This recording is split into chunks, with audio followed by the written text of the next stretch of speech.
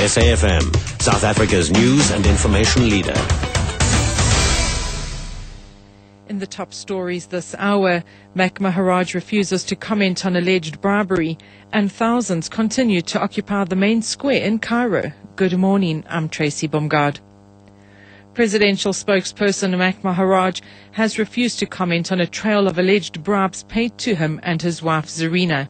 In a response sent to the Mail and Guardian newspaper, which published details of the allegations, Maharaj said the real target of the renewed interest in the allegations was not him, but President Jacob Zuma.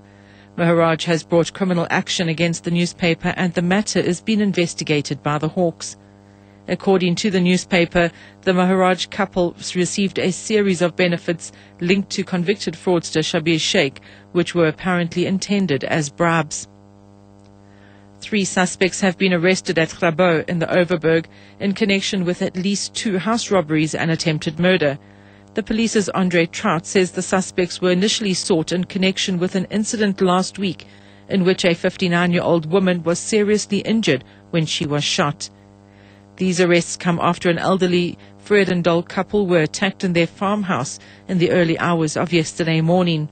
Vanessa Puna reports. Trout says interrogation of the suspects has revealed that they are responsible for another farm attack in October, also in Grabo. He says a firearm and other items stolen during this incident has also been recovered. Police in the Western Cape say they will not tolerate ruthless criminals who target rural areas and will use all their resources to arrest those responsible. The 3 suspects are due to appear in court on Monday. Vanessa Puna, SABC News, Cape Town.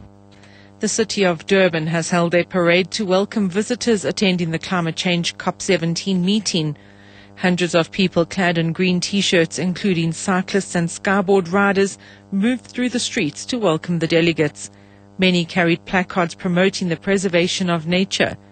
The provincial MEC for Cooperative Governance, Nomusa Dube, says the city is well prepared for the start of the meeting on Monday. We're happy, we are ready, it is here. We can see the people, we can see all the hard work that we've put in as the government, as the people, as we welcome today the delegates that are arriving. We are also going to be welcoming the train that has started moving from Johannesburg, that has been educating people around the COP17 conference that is here. eThekwini Mayor James Nxumalo says safety, transport and emergency services will ensure the safety of delegates during the conference. The venues are ready now for the meetings starting on Monday, including the ICC, the Durban Exhibition Center, the marquees that are erected there in the precinct of the conference of the climate change.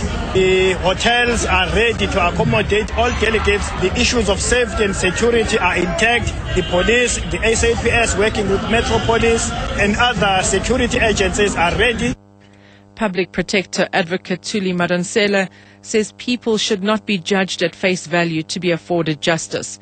She was referring to a dispute between the family of former SSCP leader Chris Hani's murderer Clive Darby-Lewis and the Department of Correctional Services.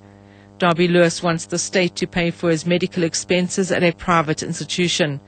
Madonsela says the matter has been brought to her attention for conciliation. In this particular case, there's an allegation of maladministration. We can investigate, report and take appropriate remedial action, or we can conciliate. So we've taken a conciliation here to look at what would it have cost for the state to treat Mr. Darby-Lewis at a government hospital, and what would it cost now to just transport him and provide the security. And further afield, thousands of people have continued to occupy the main square in the Egyptian capital, Cairo, in apparent defiance of the man appointed by the military to serve as a civilian Prime Minister, Kamal al-Ganzouri. The crowd stayed in Tahrir Square after Ganzouri, in an address to the nation, promised to form an all-inclusive cabinet to serve the people of Egypt. In a speech that was also translated, he said the military leader, Field Marshal Mohammed Hussein Tantawi, was not trying to cling to power. Please give me a chance so that I can think and I can see who shall remain, who should go, and table my proposal to the military council. Field Marshal Tantawi, I'm talking as an Egyptian citizen. Field Marshal Tantawi has no desire to stay in power. If I knew that he wanted to stay in power, I would not have worked with him.